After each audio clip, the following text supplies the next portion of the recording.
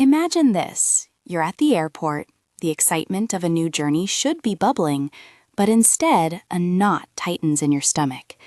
As you step onto the plane, your heart starts to pound, your breath quickens, and a wave of intense fear washes over you. You're not alone in feeling this. For millions of people, the thought of flying isn't just a mild discomfort.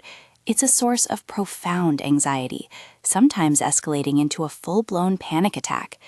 It's a challenge that can turn what should be an exciting adventure into a daunting ordeal. Today, we're going to talk about a very real and widespread issue: anxiety attacks while flying. More formally known as aerophobia or aviophobia, this isn't just about being a little nervous. It's about experiencing intense fear and apprehension related to various aspects of air travel, from the powerful thrust of takeoff to the bumpiness of turbulence, or simply the feeling of being confined in a small space thousands of feet above the ground. It's estimated that a staggering 25 million adults in the US alone experience some degree of this fear. And when that fear culminates in a panic attack during a flight, it's a sudden, intense episode, typically lasting anywhere from 5 to 20 minutes, bringing with it a pounding heart, rapid breathing, lightheadedness, and a powerful sense of foreboding. But here's the good news. There are practical, actionable steps you can take to manage and even overcome this. My goal today is to equip you with a plan, informed by psychology, to navigate your next flight with greater calm and control. Let's first understand why this issue seems to be growing in relevance. It's not just a feeling. There are observable trends. Anecdotally, we've seen an increase in flight anxiety, partly fueled by recent high-profile aviation incidents. These events, even if statistically rare, tend to heighten public worry, sometimes affecting people who never had an issue with flying before. Beyond specific incidents, broader societal stressors, like economic uncertainty, can indirectly heighten our general anxiety levels, making existing fears of flying feel much more intense. Social media also plays a significant role. You might have seen viral content like a TikTok video depicting a panic attack during turbulence, which sparked a lot of discussion. While these videos raise awareness, they can also contribute to a sense of heightened fear, bringing the issue into mainstream conversation in ways that might not always be balanced. The root of this fear can be diverse. For some, it's claustrophobia, the fear of enclosed spaces. For others, acrophobia, the fear of heights, comes into play. A perceived lack of control is a huge factor for many, as we hand over our safety to pilots and machines. And of course, past traumatic flight experiences can leave a lasting impact. Sometimes anxiety about flying can even develop in adulthood, linked to major life changes or negative flight experiences, and it's often exacerbated by what we might call overhyped news coverage of any air travel incident. Understanding these origins is the first step towards managing them. Now, let's move into the heart of our discussion, the practical plan. This isn't about magical cures, but about a multi-faceted approach, combining preparation with in-the-moment coping strategies. Think of it as building your own personal toolkit. First, pre-flight preparation is absolutely crucial.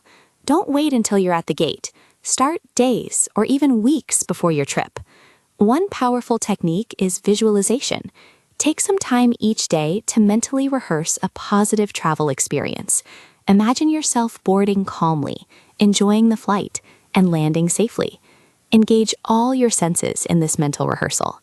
Secondly, meditation can be incredibly helpful. Apps like Calm or Headspace offer guided meditations specifically for travel anxiety. Consider downloading a few to your phone before you leave. For some, discussing anti-anxiety medication with a doctor well in advance might be an option. This is a personal decision and should always involve a medical professional. And a simple but effective step: reduce your caffeine and alcohol intake before and during your flight. Both can amplify anxiety, making you feel more on edge. Once you're actually on the plane, your in-flight coping mechanisms become your frontline defense. These fall into a few categories. Let's start with physiological techniques. Your breath is your most powerful tool. Deep breathing exercises like box breathing, belly breathing, or the 4-7-8 method are essential for calming your nervous system. These methods slow your heart rate and signal to your brain that you are safe. For example, with 4-7-8, you inhale for 4 counts, hold for 7, and exhale slowly for 8. Practice this beforehand. Another simple physiological hack: Cooling your body with a chilled drink can provide a surprising sense of relief when anxiety heats you up. Next, cognitive strategies help you manage your thoughts. When intrusive or negative thoughts creep in, challenge them. Ask yourself, is this thought truly factual, or is it just my anxiety talking? Focus on factual safety statistics rather than your feelings. Air travel is statistically one of the safest forms of transportation. You might even want to write down some safety facts beforehand to remind yourself.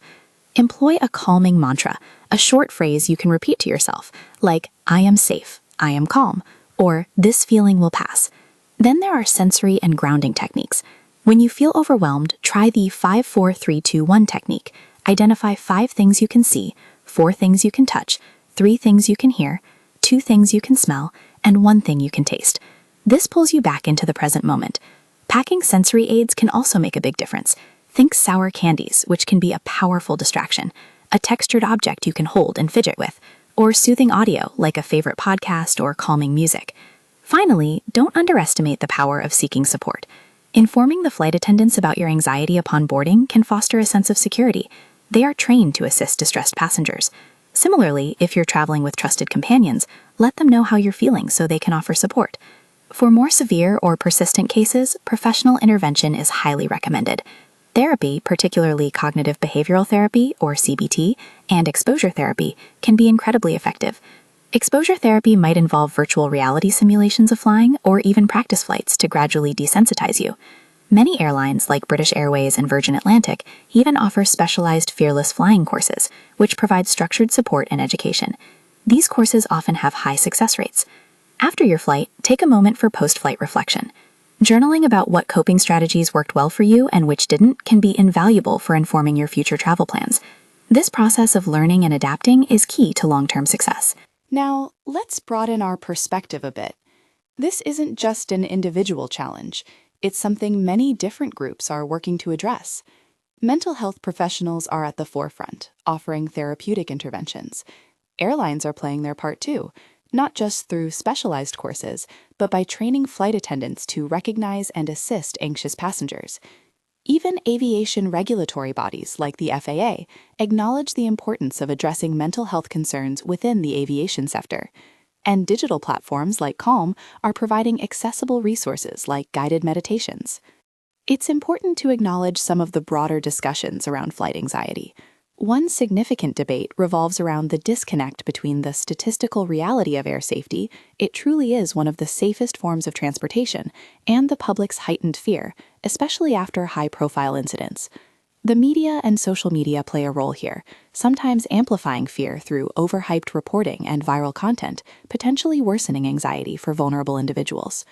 There are ongoing questions about the universal effectiveness and accessibility of various interventions. Specialized therapy and airline-specific courses can be costly, creating barriers for many who need help. We're also seeing discussions about the extent of training flight crews receive for managing severe panic attacks and the practical limitations of providing in-flight medical or psychological support. Sometimes the decision to divert a flight for a distressed passenger brings up complex ethical and logistical questions. Looking ahead, the acknowledgement by regulatory bodies like the FAA regarding mental health concerns suggests a continued focus on this issue within the aviation sector. Future efforts will likely concentrate on improving the accessibility and effectiveness of interventions, promoting responsible media engagement, and enhancing airline and crew protocols to better support anxious flyers. So, what's the core message here? Flying doesn't have to be a source of terror. While the fear of flying is a widespread and very real challenge, it is not an insurmountable one. By understanding its roots, preparing proactively, and employing a range of practical coping strategies, you can significantly reduce the impact of anxiety and even panic attacks. Remember, you have more control than you might think. With careful planning, intentional practice, and the right support, your next journey can be one of calm, confidence, and connection, rather than dread. Safe travels, and take care of your mind along the way.